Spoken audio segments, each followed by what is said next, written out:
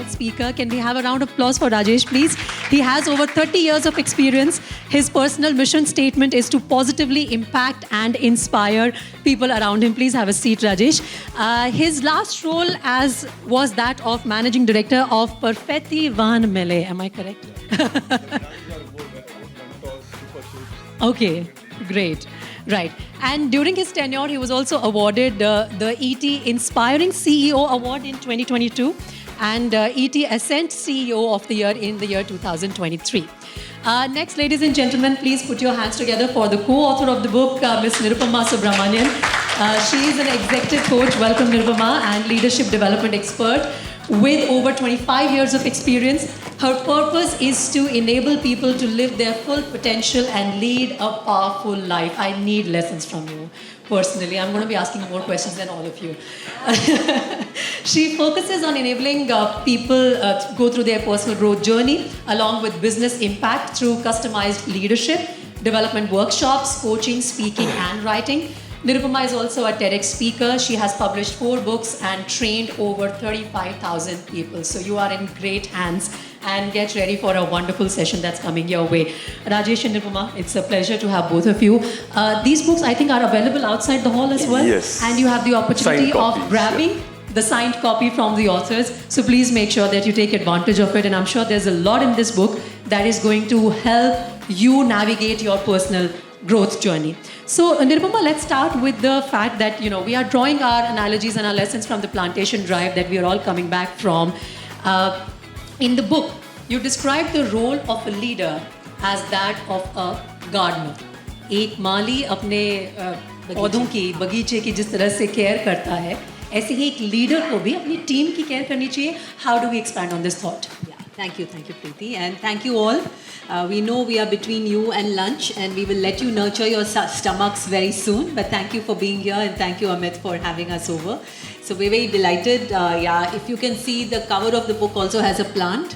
So it was very appropriate that we start the day with a plantation drive. And in fact, when we were doing the research for this book, that was the comparison that kept coming. That a leader, and when I say leader, it's not that company's leader or it has to be a big CEO. All of us are leaders in our own spaces. In the family, in our community, at the workplace, we look at everybody as a leader or somebody who has a responsibility for people around. So in that, we've actually identified 4 steps that a leader does, very similar to what a gardener does. The first is to prepare the soil. I think Amit and Pooja also spoke about it, and we did that in the morning. Because the soil is like the culture, the environment, right? And there is always this debate, nurture or nature, whether you bring up children or whether an organization. So both have a role to play. So leaders have to create that culture, that environment, which is the right soil. Like we saw, luckily for us, the soil was already prepared, it was dug, it was ready. Then the planting becomes easier. So that is what we call the vision, mission, culture of whatever ecosystem you're a part of. The second is planting the seeds. The seeds, the plant that we put in is also very important. How do you select the people around you? How do you plant new ideas? So how do you really, hire, retain, get the people, whether you're hiring your cook or your mali or your maid or you're hiring for a team, the principles are the same. You really need to make the right choice. The third is to provide water and sunshine. So today it was a really nice feeling, all of us taking our green watering cans, putting the water. Luckily we had sunshine, which for a leader is everything that you do to nurture and support, which is everything from coaching, giving feedback, listening to them, giving people the right resources. So you need to provide water and sunshine. And the fourth one is very important. We call it pulling out the weeds. Right? So a gardener will have to clear the garden of anything that is not wanted. It could be weeds, it could be some pests that come. Right? So similarly, leaders, parents have to remove bad behaviors. They have to remove unwanted elements. Correct. So make sure that the plant or the person grows in the right way. So giving feedback, pointing out, and sometimes that could be, giving tough feedback, right? Like saying, no, you can't do this because of these reasons. So nurturing also requires some pruning, which, to make a plant look good. So which is why we feel the role of a leader is very similar to that of a gardener. I'm already hooked into the book. Okay. These 4 points are good enough for me to grab a copy and start reading this. But Rajesh, I want to expand on that point further. How do we nurture a team? Because, in a team, everyone has come at a different physical, emotional wavelengths, right? And their investments, the degree of, investment in my company as an employee is different than your emotional investment in the company as my boss. So how do we bring everyone on the same page and nurture a team that all of us are working towards a certain goal? Must be very difficult, I'm sure. Yeah, it is. And I guess, like Nirupama was saying, that applies not just to teams and organizations, but also in our families and in our social systems as well, right?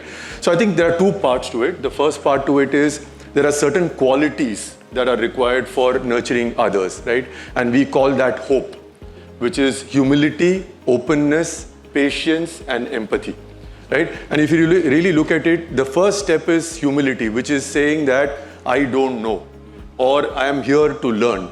And I think that's a great starting point, because what humility does is it fuels the next one, which is openness or curiosity, right? Only if I say I don't know, can I go and learn something new.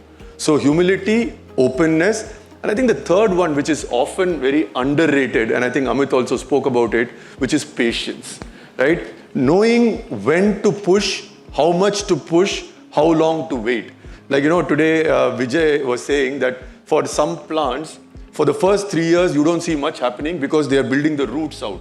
And after that, suddenly the plants start shooting up. So patience is also a very, very important thing.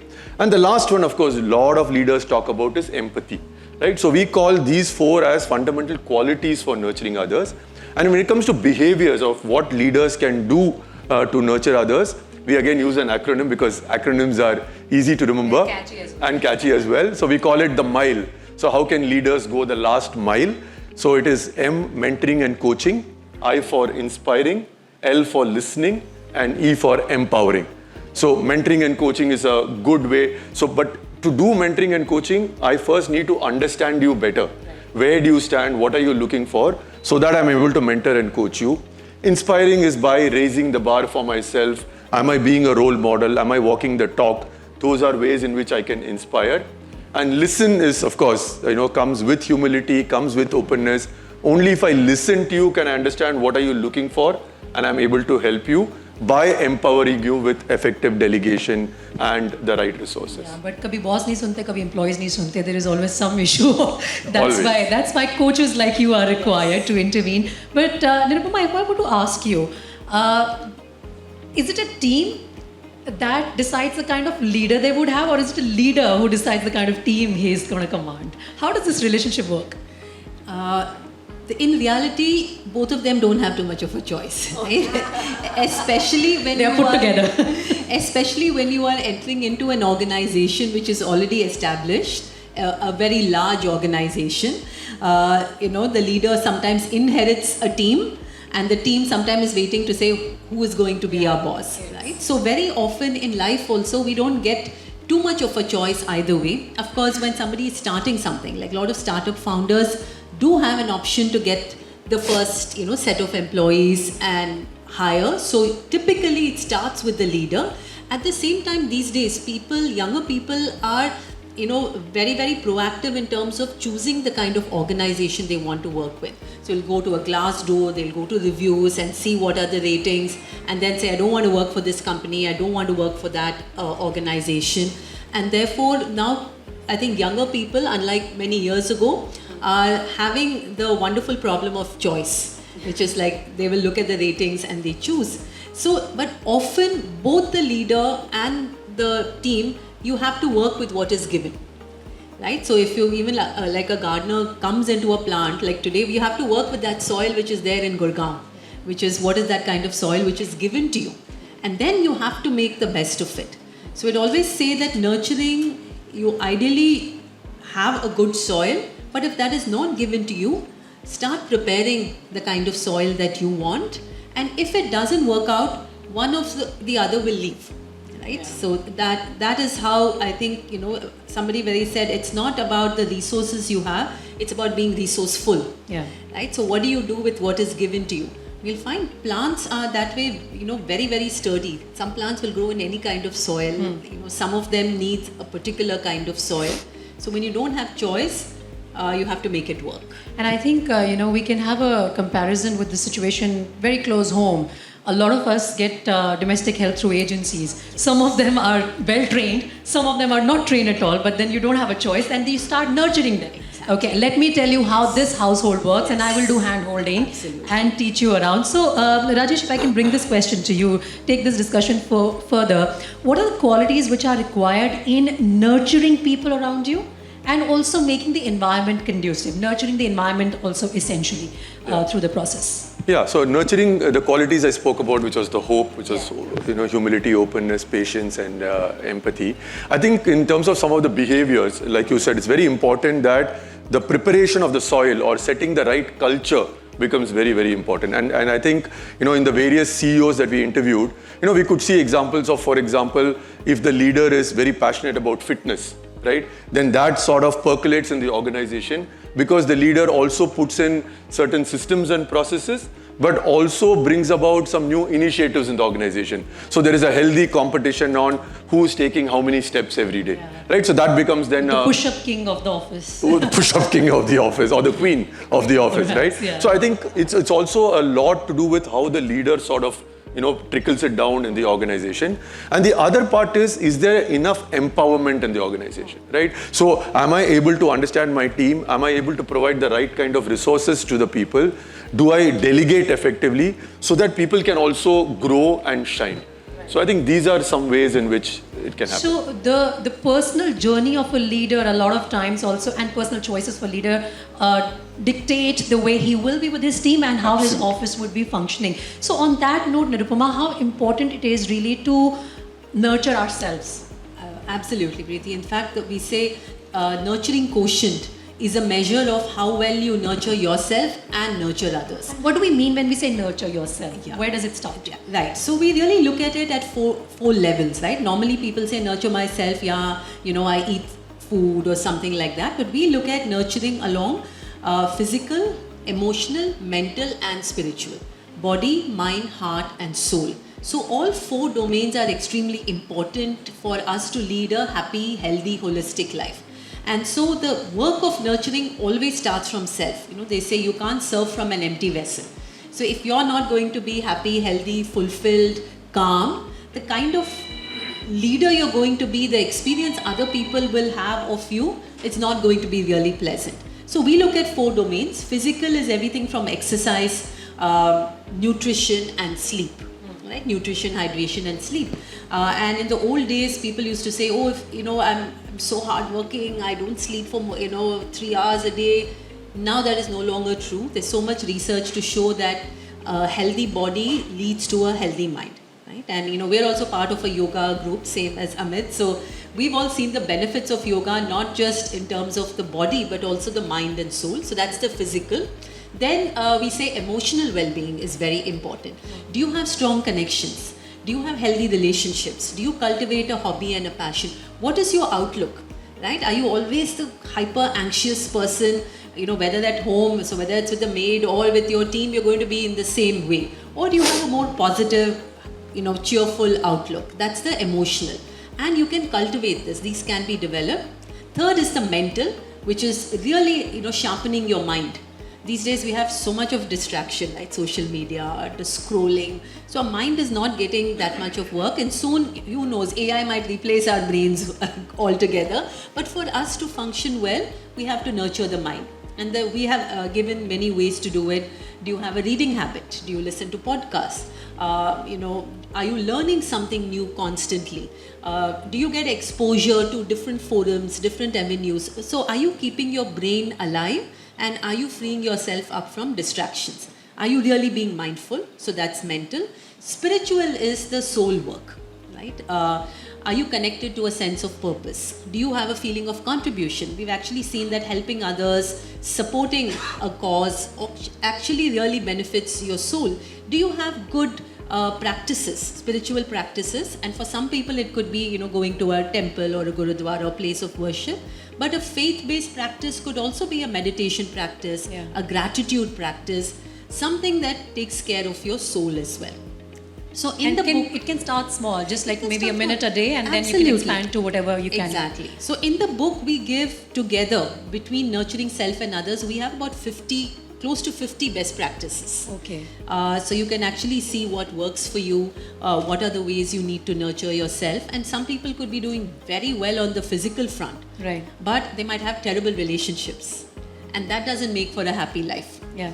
Right? Or, let's say maybe their relationships are really great, but they're not really growing and they're not learning. They have reached a level of stagnation. So maybe you need to enhance your mental well-being. Right. So we've taken I think a very both strategic as well as a very hands-on look to the aspect of nurturing. That's great. self. And let me just tell members of the audience, I do have more questions than you. But if you have questions, start preparing them, because next I'm going to give you the opportunity. But Rajesh, let's take this further. It's easy to enroll yourself for a meditation group, a yoga class, or a readers club, or whatever you thought was interesting at that point in time. But it's very difficult to stay consistent. Yeah. So how do we help people in staying consistent, staying committed to their own cause of nurturing themselves? How do we do that? Absolutely. So we have a framework for that also. One and we more have an acronym. acronym for that. So we call it ASH. AISH. Ash karo. Ash karo, right? So ultimately it will lead to Ash is our thought.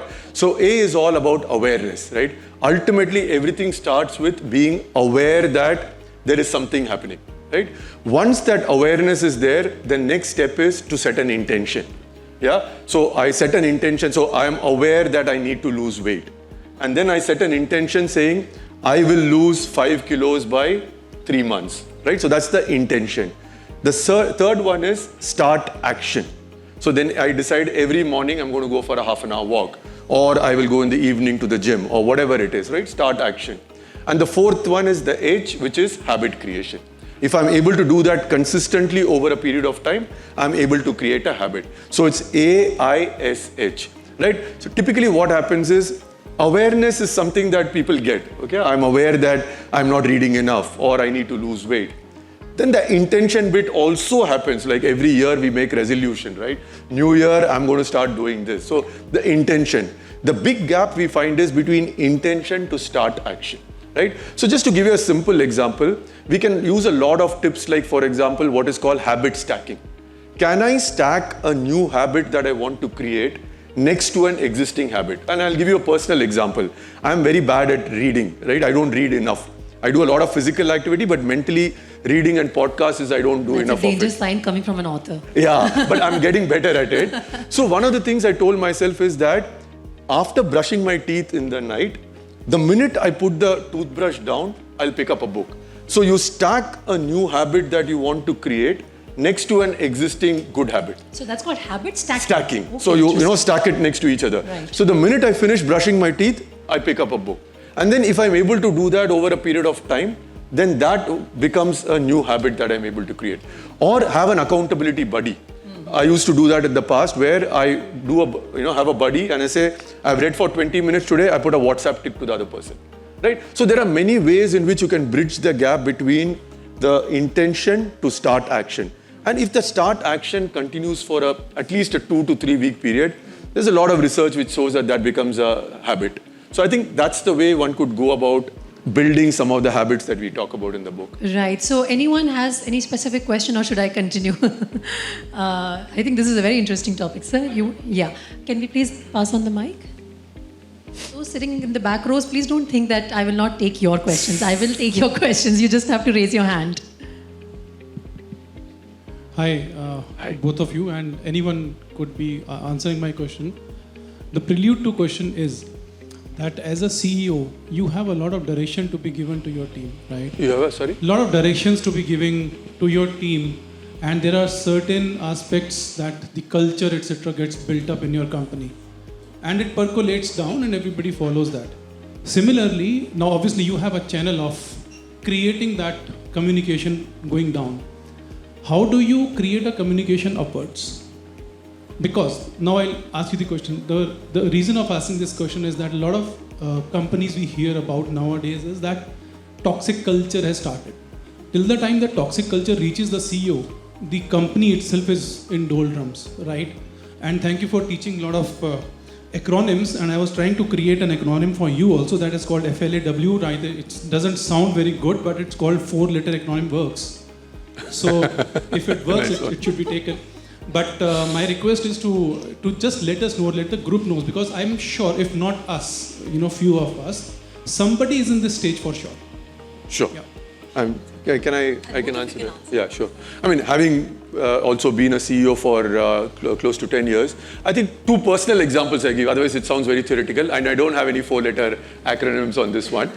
One of them is that, as a practice, throughout my tenure of being a CEO, every week I used to pick 3 people at random across functions, across locations, across levels, right? And have a 15-minute conversation with them on, tell me a little bit about yourself and your family.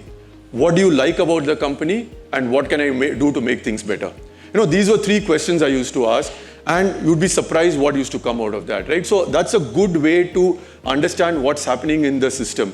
And again, just to further build on that example, I was in Bangladesh as a CEO, and when I asked this question to the front office receptionist who was in that this thing, she said, for men, they can pray anywhere in the office.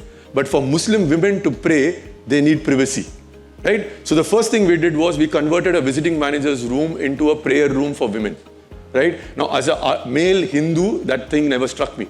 But when you do those conversations, keep your eyes and ears open and are able to go down to that level and have those conversations, you get a lot of input which you can then, preempt and proactively address rather than wait for something to blow up and then do something about it. And then just one other example to share. In my Mancom, the average age was 50, right? We have no clue what's going on, with the youngsters of today, even though we have a 24-year-old daughter, but how do the youth of the company look at things? What we did was we created a equivalent of a shadow board, what we call the young Mancom. So we picked up one person from each function. The condition was they had to be below 30, right? And this used to rotate every 6 months. So we created a shadow board, and we used to use them as our sounding board to say, hey, what's happening today with a 25-year-old? How do they look at commitment to an organization? How do they look at different things with respect to working? So I think it's really about keeping your eyes and ears open, keeping your ear to the ground, staying close to that, taking that feedback, and more importantly, acting on that feedback. Thank you so much. And only thing is that extending it further for a minute, sorry, is that nowadays the CEO himself or herself is 24-year-old. Yeah. That and Right. possibly does the toxicity start from them? I'm sure your book will have some answers, so I'll grab a copy for you. Then they need coaches like us to come and tell them what to do about it. Yeah. No, in fact, I want to expand on that point further, because the first part of the question was from a CEO's perspective, right? Someone who's leading you. But like you were saying, Nirupama, earlier, that it's very important to clear out what's not serving you or taking the nourishment away from you. So like for an employee also, I think if I'm working in an environment which is toxic, especially being a woman, if I'm taking that toxicity home and passing it on to my children, it's affecting my personal life. It's equally important that I pull myself away from the situation. Absolutely, right? And who we are is how we lead and how we show up. Right? It's very difficult to be a nice, calm, peaceful person at home and come and be something else at office, or vice versa. Which is why we always say nurture yourself. And if you are in an environment that is not nurturing you, which is taking a toll on your well-being, and we've had lots of cases recently. Right? There was an unfortunate case of a young girl who had a heart attack, employees committing suicide because of the work environment, which is why we believe it's extremely important to have a nurturing environment. If you don't find it, for the sake of your mental health and well-being, detach from that. Now I'm happy to say lots of organizations are taking mental health seriously. They are helping them. I have many clients who offer, therapists for their employees. A lot of work I do as a coach itself is to help people reduce the stress. And a lot of times, why are managers toxic? It's because they haven't taken care of themselves. They are not able to manage their emotions.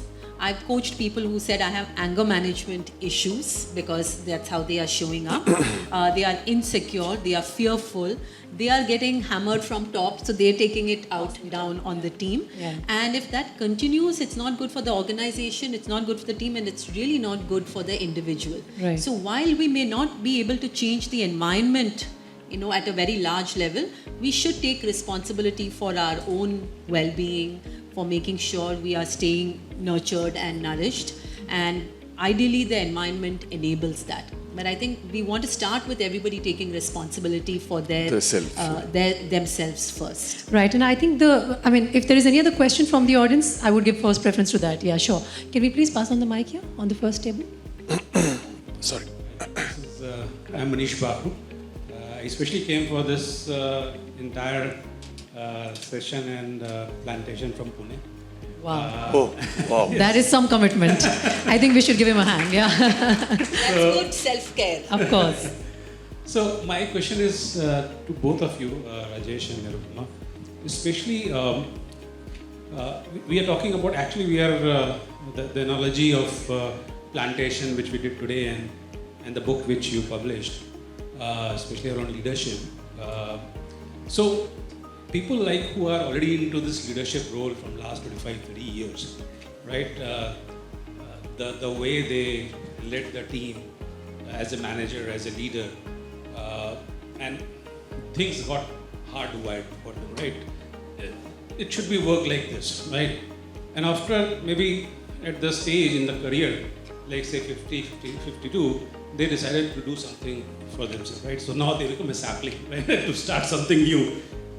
So what would be your advice, especially for those people who are like, who have to start their career after a stint of 30 years, how they should change the way of thinking, right, in terms of handling the current ecosystem. So basically, a leader suddenly becomes a learner, a beginner. Becomes a learner, yeah. So yeah, the shift in attitude, what all comes with it. Yeah. I think it's a very valid question, and I can share a personal example. After having worked for 30 years, I decided to open my third chapter of my own personal book 18 months ago. A couple of things, right? So one of the things that I picked up very early in my life, which stayed with me, is who are you if you didn't have your visiting card, right? And a lot of leaders draw identity from the fact that I'm president, I'm director, I'm CEO, etc. And that's a little bit of a slippery slope, because if that visiting card is taken away from you for whatever reason, then who are you, right? So I think that's a question for all of us to think about at any stage of life that we are. Why is that important? Then it makes you say, what are the other facets that I want to build for myself, which can make me a very holistic person? So I'm not just dependent on my work for my identity, right? So I think that's point number one. The second thing is, I'm going back to the point I was making about hope. And one of the things is openness and curiosity, right? I think we all need to go through the circle of learning, unlearning, relearning, right? I'm a marketeer at heart. What was there in marketing 25 years ago when I was running brands like Kurkure and Quaker are absolutely not valid today, right? The principles might be the same, but the operationalizing of it is different. So am I willing to unlearn and am I willing to relearn? And that has to become a virtuous cycle for us to stay relevant. Otherwise, today we are not relevant anymore, right? I think that's the second thing. And the third is having people as reverse mentors. I found that very useful. So I have two reverse mentors who are 25-year-old kids from Ashoka. So I went to Ashoka for a guest lecture, and one of the girls came up to me and said, "Sir, can you give me gyan on sales and marketing?"